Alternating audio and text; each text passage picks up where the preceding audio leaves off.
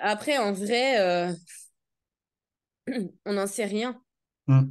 Je vais être honnête, on ne peut pas dire c'est 50% de mental. Et puis, je pense que ça dépend des épreuves, ça dépend des gens.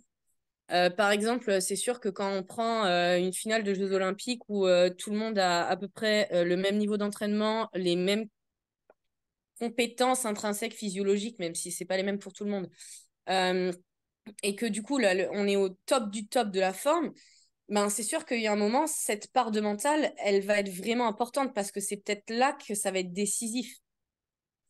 Après, on est sur une finale olympique. Après, je pense que ça dépend vraiment des courses, des gens. Je pense qu'il y a un moment, il faut comprendre que la performance, c'est multifactoriel. Et que la préparation mentale, c'est pas non.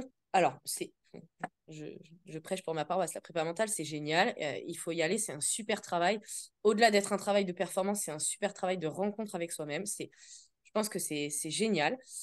Mais par contre, il faut pas croire que le préparateur mental, il a une baguette magique et que d'un coup, il va vous dire pense à ci ou fais ça et que d'un coup, bam, vous allez être performant. Non. Et dans la préparation mentale, pour moi, il y a une vraie notion de travail. C'est du travail. Mm. Si vous venez en prépa mentale avec moi, je vous le dis direct, vous aurez des devoirs. Alors, pas beaucoup, hein, mais vous Bah, aurez tant des mieux, devoirs. ouais, tant mieux.